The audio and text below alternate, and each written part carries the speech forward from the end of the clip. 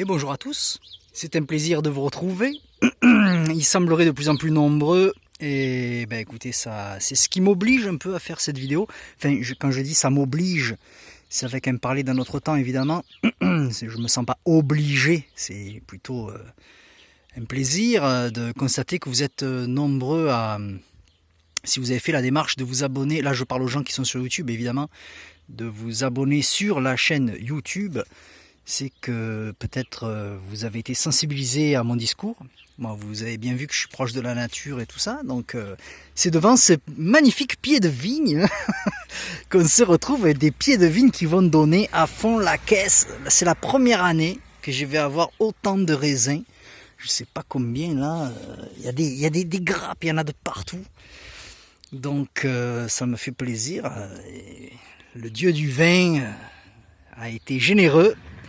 Et donc on va se retrouver avec beaucoup de raisins, grand plaisir, il y a du rouge, il y a du blanc, il y a un peu de tout là, ils sont encore un peu... Mais vraiment c'est la première année que je vais avoir autant de raisins, j'ai beaucoup de raisins et j'ai beaucoup de gens qui se sont abonnés, quelle grande surprise, avec des vidéos pour le moins underground, puisqu'il y a eu la première vidéo qui parlait de Telegram, du groupe Telegram. C'est la chose qui me tient le plus à cœur, je dirais. Et deux autres vidéos qui étaient axées sur l'eau, l'autonomie en eau. Et bon, franchement, dans le milieu du survivalisme, on parle, ce qui plaît le plus, c'est les armes et tout ça, quoi. Donc moi, j'ai des armes, hein. Je dois vous le dire, bien sûr, je suis armé. Si je dois vous faire une confidence, ça a été mon métier pendant 17 ans et demi, les armes, hein. Donc je connais très très bien. J'ai une relative expérience et une relative expertise là-dessus, mais c'est pas ce qui m'intéresse de partager avec vous. Il y a déjà des gens qui le font très bien, et donc c'est l'axe principal de leur chaîne. Je pense à, comment il s'appelle, Code RNO, qui ne parle que d'armes. Donc voilà, c'est très bien pour lui, je lui souhaite une bonne continuation, et apparemment il rencontre beaucoup de succès. Moi ça va pas être mon axe principal, hein. Mais je vous garantis que effectivement, à partir du moment où on se prépare, moi je suis survivaliste, hein, je suis pas un collapsologue, hein, donc c'est pas les bisounours qui vont venir me sauver demain. Évidemment que j'ai des armes, je sais m'en servir. J'ai 2 filles et une femme, et ma femme sait très bien se servir de toutes les armes que j'ai chez moi. Et ma fille elle-même est championne régionale de tir. Donc vous voyez, nous pratiquons plus que régulièrement le tir. Voilà. Donc ma fille est mineure encore et pourtant elle a un très très bon niveau. Je dirais supérieur au mien même, au niveau du tir sportif, hein, je parle. Hein. Donc on pratique également le tir à l'arc. J'adore pratiquer comment on appelle ça, parce que j'ai le terme anglais dans la tête, je suis pas en train de jouer mon américain, mais j'ai le terme, comment on appelle ça, lance-pierre. J'adore le lance-pierre et j'adore le tir à la carabine à plomb aussi. Voilà, la carabine à plomb c'est quelque chose qui me plaît énormément et je fais de la compétition en carabine à plomb. Je suis dans un club de carabine à plomb et je suis dans un club de tir normal évidemment. Mais mon affection va vers le tir à la carabine à plomb et le tir donc au lance-pierre. Après, le milieu des armes et du tir et tout ça, c'est un milieu particulier. Vous savez, c'est un peu comme les motos, c'est celui qui a la plus grosse. Voilà, si on se ramène au stand de tir avec une 22, le gars qui va tirer avec un 308, il va vous regarder en vous disant la mienne est plus grosse que la tienne. Alors bon, c'est pas trop mon état d'esprit. Voilà. Donc si vous voulez qu'on parle d'armes un jour on en parlera, mais ce sera vraiment très succinct et puis ce sera sur Telegram, ce sera pas sur YouTube. Donc j'accentue un peu la présentation si vous voulez par rapport à tous ces gens qui se sont abonnés à la chaîne. Beaucoup pas du mal à comprendre, mais c'est un peu nouveau. Voilà. Donc écoutez, avec votre permission, je vais vous présenter le ponton qui est ici. Je vous avais dit que je ferais le ponton. Il est fait, ça y est, il est là, il est tout beau, il est tout neuf. Le ponton. Voilà. J'ai des grenouilles, j'en ai 2 qui se sont installées. L'herbe commence à repousser un peu là autour. Ici, vous voyez le câble électrique, enfin la rallonge, qui me sert à alimenter la petite fontaine là que j'ai mis ici là. Et je dois faire une saignée. J'attends un peu que le terrain se stabilise. Je vais faire une saignée et je vais enterrer une alimentation électrique pour faire quelque chose de propre. Voilà, l'eau est toujours là, malgré les médisants qui m'ont dit sur certains forums spécialisés dans les bassins évidemment. Il faut mettre une bâche, il faut mettre une bâche, il faut mettre une bâche. Ils jurent que par les bâches. Donc voilà, non, l'eau tient.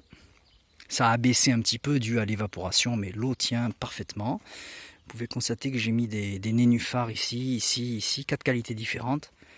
Ici ma qualité préférée avec une fleur qui est en train d'arriver. Alors on la verra peut-être pas d'ici, mais la fleur est là, sous l'eau là. Oui, si, je crois qu'on l'aperçoit. Hein.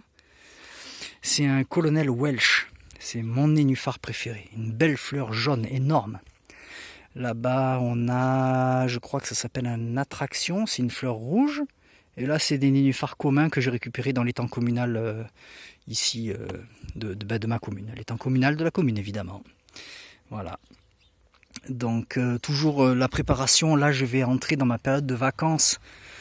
Ceux qui me suivent sur Telegram le savent, je travaille dans le milieu médical suite à une reconversion, puisque vous aurez compris que j'étais militaire auparavant.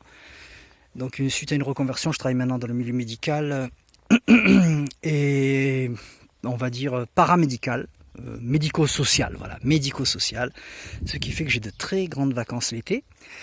Et bientôt je vais être en vacances là, la semaine prochaine, donc on va pouvoir attaquer un peu les préparatifs pour l'année à venir. Je profite toujours de cette saison de vacances relativement généreuses pour accentuer ma préparation au maximum. Donc c'est là que je mets en place tout ce qui va se passer pour l'année à venir. Donc par exemple, vous voyez ce carré là, il est tout nouveau, tout beau.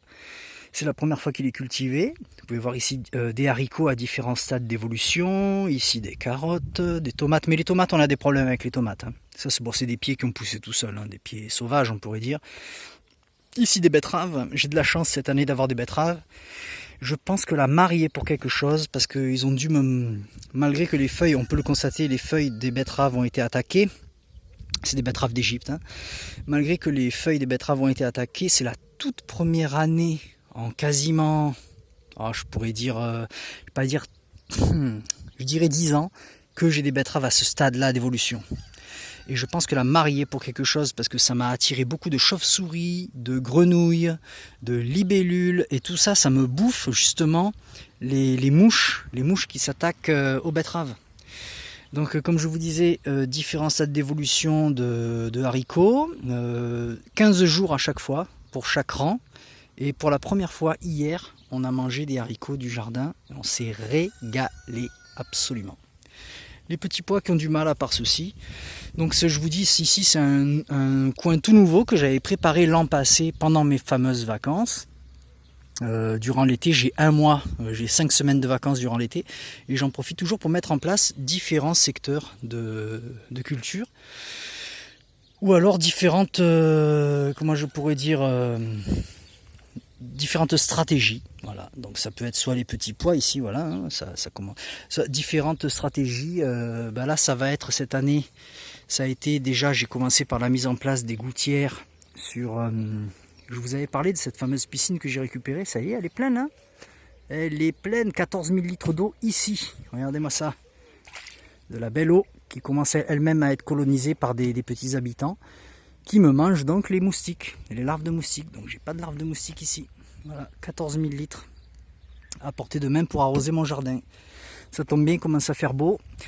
Et on a eu beaucoup de mal parce qu'on a eu beaucoup d'humidité. Je vous parlais des tomates et le mildiou a fait son apparition. Voilà, donc les tomates, elles font un peu la gueule. Donc ça va être à moi d'essayer de rattraper ça.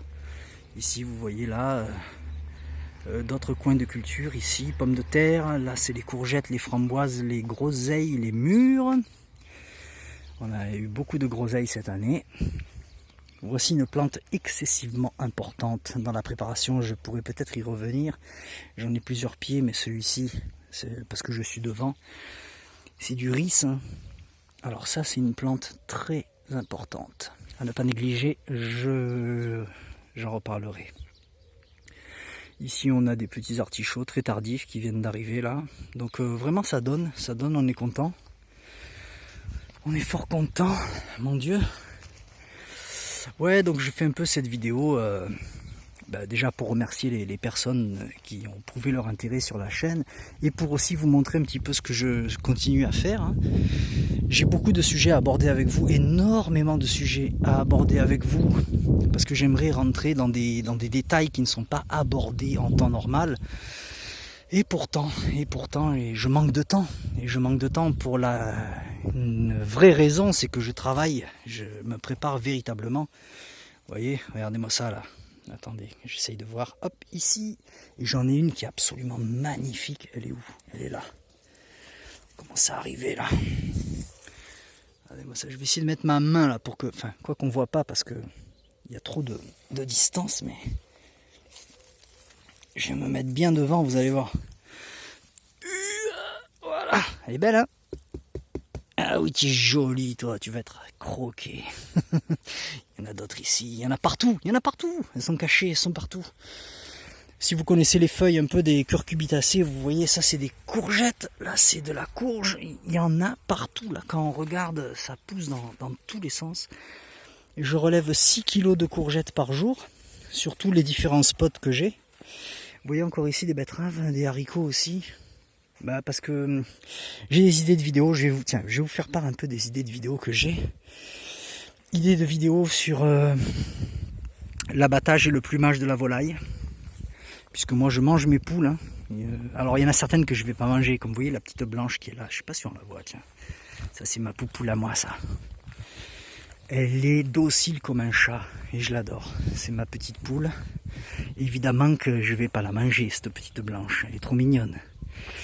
Les rousses, c'est pareil, c'est des chats, elles viennent dans mes jambes, elles me montent dessus. Tiens, quand je parle de tir, quand je fais du tir, généralement je me cache là, sous les arbres.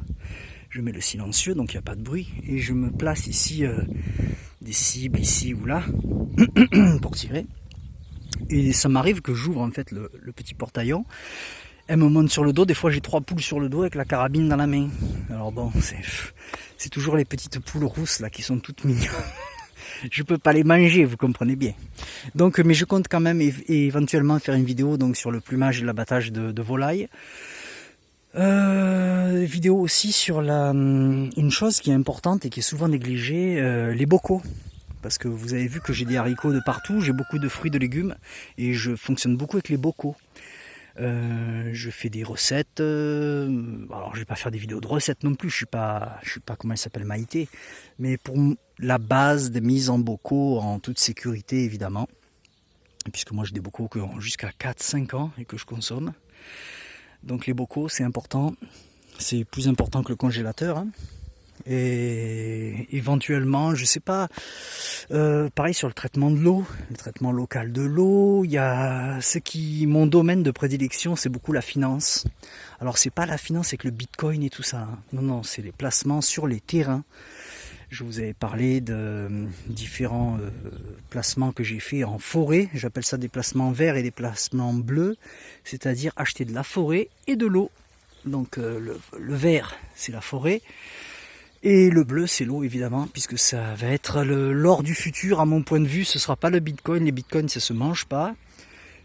L'eau, par contre, ça pourra se marchander, parce que pour moi-même, avoir vécu des situations de crise, pas à titre personnel, mais pour y avoir assisté, notamment sur le continent africain, je peux vous dire que pour l'eau, les gens sont prêts à n'importe quoi.